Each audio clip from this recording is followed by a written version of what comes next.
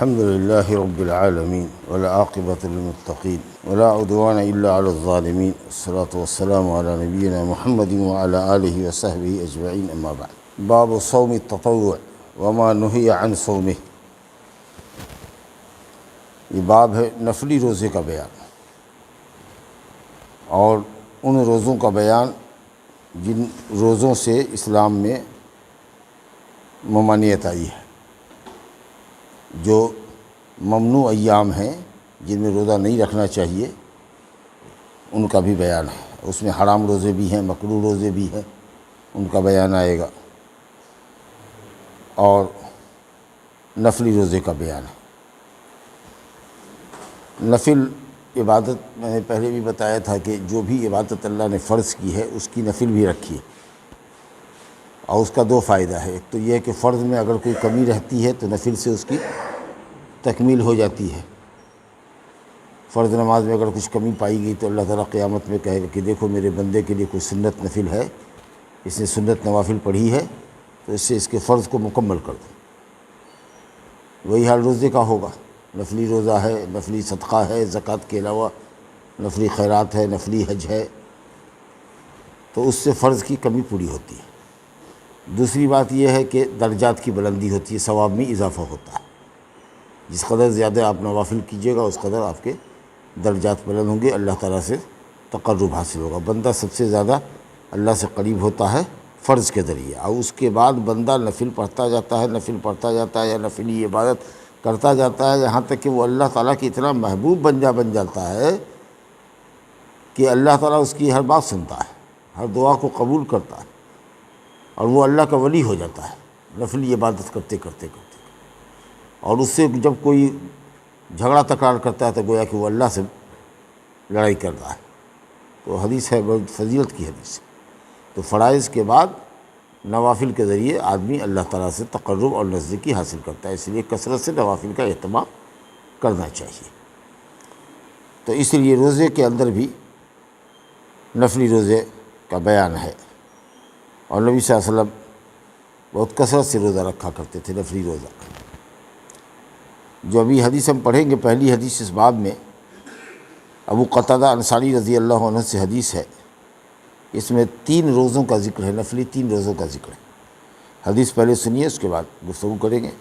عن ابی قتادہ الانصاری رضی اللہ تعالی عنہ ان رسول اللہ صلی اللہ علیہ وسلم سئل عن صوم یوم عرفہ قال یکفر السنة الماضیة والباقیہ، وسئل عن صوم یوم عاشوراء فقال یکفر السنة الماضیہ، وسئل عن صوم یوم الاثنین فقال ذلك یوم ولدت فیہ وبعثت فیہ وانزل علی فیہ، رواہ مسلم۔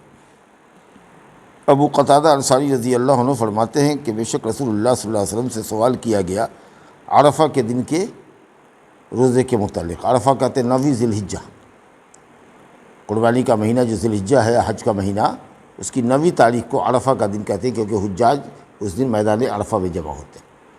عرفہ ایک مشہور جگہ ہے مکہ المکرمہ میں، حدود حرم کے باہر ہے، وہ جو حرم کی حد ہے اس سے وہ باہر ہے، لیکن وہ اتنا اہم رکن ہے حج کا کہ اگر آدمی حاجی اگر عرفہ میں نہ ٹھہرے تو اس کا حج ہی نہیں ہوگا، سمجھ لیں گے۔ تو اس دن کے روزے کے متعلق پوچھا کہ عرفہ کے روزے کی کیا فضیلت ہے یا رسول اللہ؟ تو آپ نے فرمایا کہ وہ 1 سال گزشتہ اور 1 سال کے گناہوں کو مٹانے کا ذریعہ بنتا ہے۔ پچھلا 1 سال جو گزرا ہے اور 1 سال آنے والا ہے، اگر اس میں کوئی غلطی آپ سے ہوتی ہے تو وہ 1 روزہ 9 ذی الحجہ کا 10 تاریخ کو قربانی ہے، اس سے پہلے کا 1 روزہ 9 تاریخ، وہ 1 سال گزشتہ اور 1 سال آئندہ کے گناہوں کا کفارہ ہوتا ہے۔ اب بظاہر تو حدیث یہ کہہ رہی ہے کہ گناہوں کا کفارہ، اس میں بڑے گناہ بھی آ سکتے ہیں، چھوٹے گناہ بھی آ سکتے ہیں، لیکن علماء نے کہا کہ مراد ہے اس سے چھوٹے چھوٹے گناہ۔ بڑا گناہ بغیر توبہ کے معاف نہیں ہوتا ہے، اس کے لیے سچی توبہ کرنی پڑے گی۔ یہ چھوٹے چھوٹے گناہ ہیں جو سرزد ہوتے ہیں انسان سے، کیونکہ حدیث آئی ہے، مسلم شریف کی حدیث ہے کہ 5 وقتہ نمازیں، الصلوات الخمس والجمعۃ الی الجمعہ ورمضان الی رمضان مکفرات لما بینہن اذا اجتنبت الکبائر، 5 وقت نمازیں درمیان کے گناہوں کا، رمضان اگلے رمضان تک کے درمیان کے گناہوں کا، جمعہ تک کے گناہوں کا کفارہ ہوتا ہے، بشرطے کہ بڑے گناہوں سے پرہیز کیا جائے۔ تو یہ حدیث بتا رہی ہے کہ جو فرض نمازیں، فرض روزے اور اسی طریقے سے رمضان کے فرض روزے 1 سال سے اگلے سال تک کے، یہ جو ہے فرض عبادتیں، یہ نفلی گناہ، یہ چھوٹے گناہوں کا کفارہ ہوتی ہے۔ تو یہ تو نفلی روزہ ہے، یہ تو بدرجہ اولیٰ نفلی عبادت چھوٹے چھوٹے گناہوں کا کفارہ ہوگی۔ بڑا گناہ یہ تو توبہ سے معاف ہوگا، سچی توبہ کرنی پڑے گی۔ شراب پی رہے تھے، چوری چماری کر رہے تھے، بدکاری کر رہے تھے، جھوٹ بول رہے تھے، اس طرح کے گناہ جس کے کرنے والے پر لعنت آئی ہے، جہنم کی وعید آئی ہے، جس کی اسلام میں سزا مقرر ہے،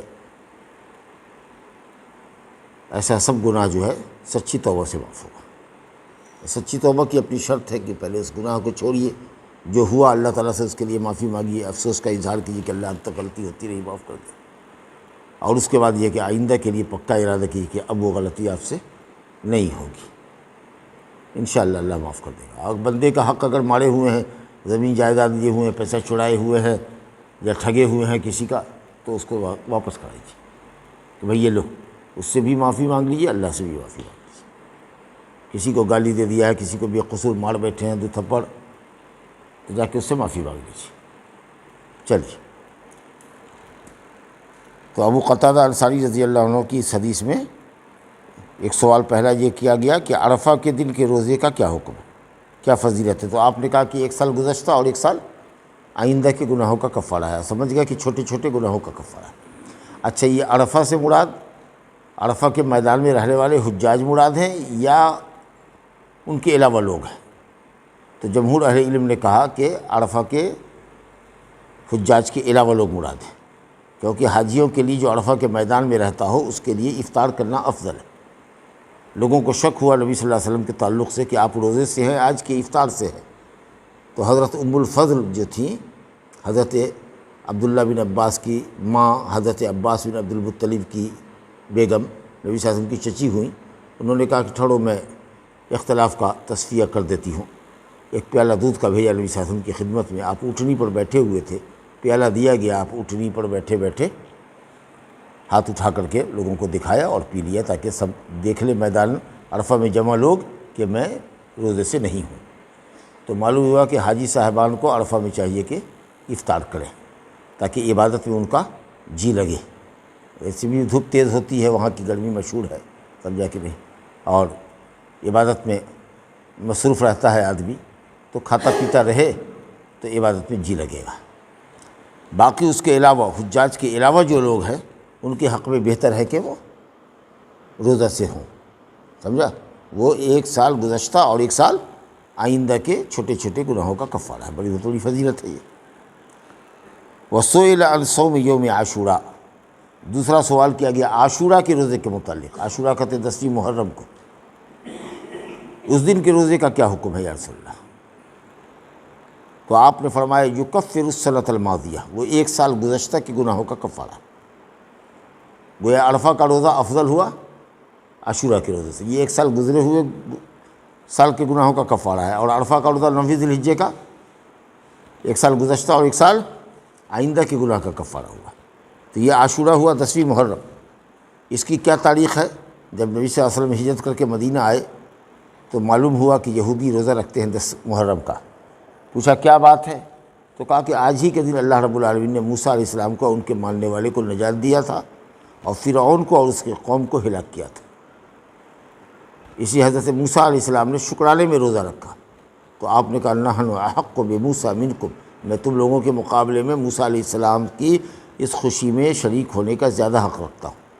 تو آپ نے روزہ رکھا، اور روزہ رکھنے کا صحابہ کرام کو حکم دیا، انصار کی بستیوں میں، محلوں میں اعلان کروا دیا کہ روزہ رکھ لیں لوگ، جس نے نہیں کھایا ہے روزہ کی نیت کر لے، جس نے کھا لیا ہے وہ دن بھر نہ کھائے، احترام میں رہے۔ علماء نے کہا کہ واجب کر دیا آپ نے ایک طرح سے، مگر یہ وجوب 1 ہی سال رہا، دوسرے سال رمضان کا روزہ فرض ہو گیا جب، تو آپ نے کہا کہ اب جو چاہے عاشوراء کا روزہ رکھے 10 محرم کا، جو چاہے نہ رکھے، لیکن فضیلت باقی ہے۔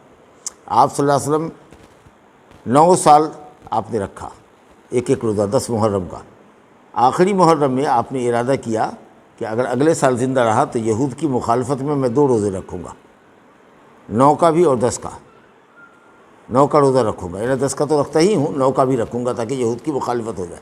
وہ 1 روزہ رکھتے ہیں، ہم 2 روزہ رکھیں گے۔ لیکن ربیع الاول میں آپ کا سوموار کے دن 12 ربیع الاول کو انتقال ہو گیا، اگلا محرم آنے سے پہلے۔ تو اسی علماء نے کہا کہ نبی صلی اللہ علیہ وسلم چونکہ آپ نے ارادہ ظاہر کیا تھا کہ اگلے سال زندہ رہوں گا تو 2 روزہ رکھوں گا، 9ویں اور 10ویں کا، لہٰذا بہتر یہ ہے کہ 9 اور 10 کا روزہ رکھا جائے۔ لیکن اگر کوئی صرف 10 کا بھی رکھے تو انشاءاللہ تعالیٰ یہ ثواب پا لے گا، لیکن افضل یہ ہے کہ 9 اور 10 کا روزہ رکھے۔ تو 9 ذی الحجہ قربانی کے مہینے کی 9ویں تاریخ عرفہ کے دن کی فضیلت معلوم کیا آپ نے، اور دوسری فضیلت ہوئی عاشوراء محرم 10ویں محرم کے روزے کی فضیلت معلوم ہے، 1 سال کے کچھ گناہ معاف ہوتے ہیں۔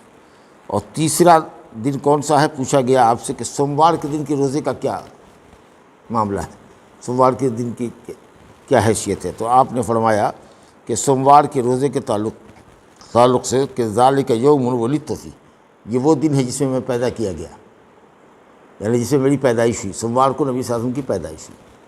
آپ نے دن تو بتا دیا کہ سوموار کو میں پیدا ہوا، لیکن دن کون سا تھا بتایا، تاریخ کون سی تھی، مہینہ کون سا تھا یہ نہیں بتایا۔ اسے تاریخ میں اور مہینے میں بڑا اختلاف ہے، لیکن اکثر اہل علم نے کہا کہ ربیع الاول کا مہینہ تھا جو مہینہ بھی چل رہا ہے۔ تو اس میں بھی جمہور اہل علم کہتے ہیں کہ 12 ربیع الاول تھا، اور کچھ لوگ کہتے ہیں کہ 9 ربیع الاول تھا، لیکن صحیح قول یہ ہے کہ 8 ربیع الاول تھا۔ لیکن سوموار ہی کے دن نبی صلی اللہ علیہ وسلم کی وفات ہوئی ہے 12 ربیع الاول کو، یہ یقینی ہے۔ تو موت 12 ربیع الاول کو ہوئی ہے سوموار کے دن، یہ یقینی ہے۔ سوموار کے دن پیدائش بھی یقینی ہے، لیکن تاریخ 12 ربیع الاول تھی کہ 9 ربیع الاول تھی کہ 17 ربیع الاول تھی کہ 8 ربیع الاول تھی، یہ کئی اختلاف۔ تو بہرحال سوموار کے دن میں پیدا کیا گیا، میری پیدائش ہوئی، اور کہا کہ سوموار ہی کے دن میں نبی بنایا گیا، اسی دن مجھ پر وحی اتری۔ تو سوموار کے دن کی ایک فضیلت یہ بھی ہوئی کہ اس دن نبی بنائے گئے۔ اور سبحان اللہ، سوموار کے دن ہی نبی صلی اللہ علیہ وسلم نے مکہ چھوڑا مدینہ ہجرت کرنے کے لیے، اور سوموار ہی کے دن آپ مدینہ پہنچے بھی، سمجھا، اور سوموار ہی کے دن آپ کا انتقال بھی ہو گیا، سمجھا۔ اب اس سے کچھ لوگ دلیل پکڑتے ہیں کہ میلاد مناؤ، نبی صلی اللہ علیہ وسلم کی پیدائش کا دن مناؤ۔ اب اس کا میلاد سے کیا لینا دینا ہے؟ لوگوں نے پوچھا سوموار کے روزے کے متعلق، تو آپ نے اسباب میں سے ایک سبب یہ بتایا کہ اس دن میں پیدا ہوا ہوں، اس دن میں نبی بنایا گیا ہوں۔ تو وجہ تو کئی ایک بتائی۔ ایک اور حدیث سے پوچھا گیا یا رسول اللہ سوموار کے روزے کے متعلق کیا کہتے ہیں؟ تو کہا کہ اس دن بندوں کے اعمال اللہ پر پیش کیے جاتے ہیں۔ سوموار اور جمعرات کے روزے کے تعلق سے پوچھا تو کہا کہ ہفتے میں 2 دن بندوں کے اعمال ہفتہ واری اللہ پر پیش کیے جاتے ہیں۔ تو میں چاہتا ہوں کہ سوموار کے دن روزے سے رہوں تاکہ میرا عمل اللہ کے سامنے روزے کی حالت میں پیش کیا جائے، سمجھ لے۔ تو بہت سی خصوصیت ہے، صرف یہی ایک خصوصیت تو نہیں ہے کہ آپ پیدا ہوئے۔ چلیے، اگر مان لیجئے کہ یہ ایک وجہ ہے خصوصیت کی یا سوموار کے دن کی فضیلت کی، تو تاریخ تو متعین نہیں کیا ہے کہ 12 ربیع الاول، مہینہ بھی متعین نہیں کیا ہے۔ جی، سوموار کا دن کہا ہے؟ سوموار کا دن ہفتے میں ایک دن آتا ہے کہ مہینے میں آتا ہے کہ سال میں ایک دن آتا ہے؟ ہر ہفتے آتا ہے، ہفتے میں ایک دن ہے سوموار۔ تو گویا ہر سوموار کو نبی صلی اللہ علیہ وسلم روزے سے ہوتے تھے، جمعرات کو روزے سے ہوتے تھے۔ شکرانہ اگر آپ نے پیدائش کا ادا کیا تو روزہ رکھ کے کیا۔ یاران طریقت لوگ جو میلاد مناتے ہیں وہ تو حلوے مانڈے کھاتے ہیں، قلیہ قربہ اس دن کھاتے ہیں۔ آپ نے روزہ رکھ کے اللہ کا شکر ادا کیا، یہاں پر ڈی جے بجتا ہے، گانا بجتا ہے، شرکیہ نعت نظم چلتا ہے، جلوس نکلتا ہے، دوسری قوموں کا دیکھا دیکھی۔ بلکہ کوئی قوم میرا خیال ہے کہ اس طرح کا جلوس نہیں نکالتی ہے جس طریقے سے یہ مسلمان کر رہے ہیں، جو اپنے آپ کو مسلمان کہتے ہیں، اسلام کو بدنام کرتے ہیں، بھوٹی شکل پیش کرتے ہیں محمد صلی اللہ علیہ وسلم کے جنم دن کے موقع پر، چاہے وہ دن سوموار کا نہ ہو، 12 ربیع الاول ہونا چاہیے۔ حالانکہ 12 ربیع الاول انتہائی مختلف ہی چیز ہے۔ سوموار کا دن یہ متفق علیہ ہے کہ سوموار کو پیدا ہوئے، تاریخ کون تھی اس میں تو اختلاف ہے دنیا بھر کا۔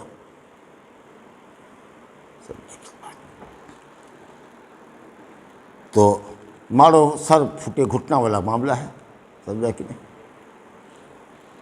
تو یہ بالکل بدعت ہے، غلط ہے، سمجھا نا؟ یہ فتنہ جو شیعوں نے پیدا کیا 350 سال کے بعد، اور اس فتنے کو ہوا دیا صوفیوں نے، ناچ گانا کی مجلس منعقد کی، خوب کھانے پہ جانے کی مجلس منعقد کی، قوالی کی مجلس منعقد کی، مرد عورت اس میں شریک ہوا کرتے تھے، شور شرابہ ہوتا تھا، عیاشی ہوتی تھی، مرد و زن کا اختلاط ہوتا تھا، اور دن بدن یہ تماشا بڑھتا جا رہا ہے۔ 350 سال کی اسلامی تاریخ خالی ہے۔ نبی صلی اللہ علیہ وسلم نے، صحابہ کرام نے، تابعین نے، ائمہ دین نے، کسی نے بھی نبی صلی اللہ علیہ وسلم کی پیدائش کا دن نہیں منایا۔ بہرحال تو اگر پیدائش کے دن سے آپ کو اتنی ہی محبت ہے تو نبی صلی اللہ علیہ وسلم پیدا ہوئے ہیں سوموار کو روزہ رکھیے، محبت ہے تو، اور سوموار ہر ہفتے آتا ہے، نہ کہ مہینے میں آتا ہے، نہ کہ سال میں آتا ہے۔ چلیے، یہ ایک حدیث آپ نے سنی، اور 3 دن کے تعلق سے صحابہ کرام نے پوچھا، جس سے معلوم ہے کہ صحابہ کرام کے اندر علم کا شوق کتنا تھا، عمل کا شوق کتنا تھا۔ ہم لوگ سوال کرنے میں تو دلچسپی رکھتے ہیں، سوال تو بہت کرتے ہیں لیکن عمل کم کرتے ہیں۔ صحابہ کرام سوال کرتے تھے اس لیے کہ فضیلت کا دن معلوم ہو تو اس کو حاصل کریں۔ دوسری حدیث دیکھیے۔ بہرحال یہ تینوں جو روزے کا ذکر آیا، یہ تینوں نفلی روزے، سوموار کا روزہ، جمعرات کا روزہ، اسی طریقہ سے 13، 14، 15 کا روزہ لوگ رکھتے ہیں، ایام 20 کا روزہ، سمجھا کہ نہیں، جسے پوری رات چاندنی رہتی ہے، اسی طریقہ سے عرفہ کا روزہ اور عاشورہ کا روزہ، محرم الحرام میں آپ نے فرمایا کہ افضل روزہ ہے محرم کا، اسی طریقے سے شعبان میں کثرت سے آپ صلی اللہ علیہ وسلم روزے سے ہوا کرتے تھے، یہ سب نفلی روزے ہیں۔ دوسری حدیث دیکھیے۔ وعن ابی ایوب الانصاری رضی اللہ تعالی عنہ ان رسول اللہ صلی اللہ علیہ وسلم قال من صام رمضان ثم اتبعه ستا من شوال كان كصيام الدهر رواہ مسلم۔ ابو ایوب انصاری رضی اللہ عنہ فرماتے ہیں کہ بے شک رسول اللہ صلی اللہ علیہ وسلم نے فرمایا من صام رمضان، جس نے رمضان کا روزہ رکھ لیا۔ اگر کوئی کہے کہ میں نے رمضان کا روزہ رکھ لیا، اس کا کیا مطلب ہے کہ پورا رکھا کیا تھا؟ اگر کوئی بولے کہ ہم نے رمضان کا روزہ رکھا ہے تو برا تھا پورا روزہ، آدھا نہیں۔ گویا کہ من صام رمضان اے من اتم صیام رمضان، جس نے رمضان کے روزے پورے رکھ لیے، 29 کا ہو یا 30 کا چاند نکلا ہو، پورے روزے رکھ لیے۔ ثم اتبعہ ستا من شوال، پھر اس کے بعد پیچھے لگایا شوال کے مہینے میں 6 روزہ، یعنی رمضان کے فرض روزے کے بعد 6 روزہ نفلی رکھا،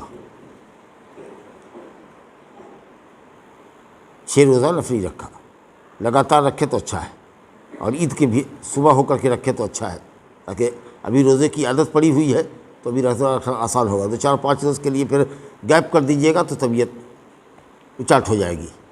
تو ابھی روزے رکھنے کی عادت ہوتی ہے تو لوگ عید کے روز روزہ رکھنا حرام ہے، اس کی صبح سے روزہ شروع کر دیتے ہیں، لیکن آپ پورے شوال میں بھی رکھ سکتے ہیں، لگاتار بھی رکھ سکتے ہیں اور گیپ کر کے بھی رکھ سکتے ہیں، لیکن اچھا ہے، آپ کے فائدے کے لیے یہ ہے، ترتیب بہتر ہے۔ تو 6 روزے شوال کے بھی آپ نے رکھ لیے، کب؟ جب کہ رمضان کا روزہ پورا کر لیا تھا۔ تو کانا کا صیام الدہر، یہ ایسا ہوگا جیسے کہ آپ نے زندگی بھر روزہ رکھا، زندگی بھر روزہ رکھا۔ اس کی وجہ کیا ہے؟ کیونکہ نیکی کم سے کم 10 گنا بڑھا دی جاتی ہے۔ قرآن نے کہا من جاء بالحسنۃ فلہ عشر امثالہ، جو نیکی کرے گا اس کو 10 گنا ثواب ملے گا، اور پھر آگے بتایا گیا کہ وہ 700 گنا تک ہوتا ہے، اور پھر اس کے بعد بھی اللہ جس کے اخلاص کو دیکھتا ہے اس کو اور بڑھاتا ہے۔ تو کم سے کم نیکی 10 گنا بڑھائی جاتی ہے۔ تو 1 مہینہ برابر ہوا 10 مہینے کے، رمضان 10 مہینے کے روزے کے برابر ہوا، آج 6 روزہ 60 دن کے برابر ہوا، تو 60 دن 2 مہینہ، تو اس طریقے سے سال بھر روزہ رکھا ہوا۔ لیکن یہ بتائیے کہ سال بھر اگر کوئی روزہ رکھے تو وہ اور یہ جو 6 دن رکھے گا دونوں برابر ہوگا؟ نہیں ہوگا۔ ارے ثواب میں کہا گیا ہے، فضیلت دی جا رہی ہے، ترغیب دی جا رہی ہے۔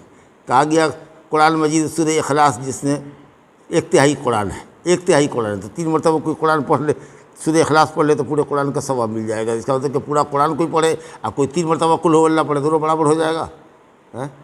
حدیث میں آیا کہ جس نے رمضان میں عمرہ کر لیا اس نے حج کے برابر ثواب پا لیا، تو حج کے برابر ثواب تو ملے گا لیکن حج کا فریضہ بھی ساقط ہو جائے گا۔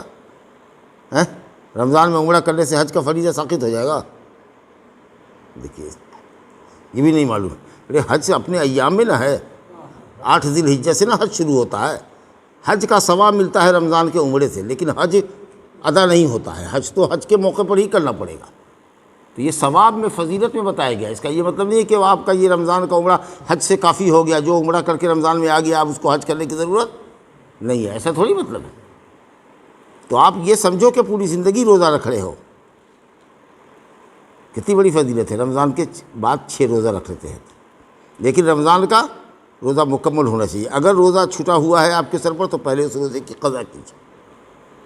عورتیں جو ماہواری میں ہوتی ہیں ان کو پہلے کہیے کہ قضا روزے پورے کرو، اس کے بعد شوال کے مہینے میں 6 روزے رکھو۔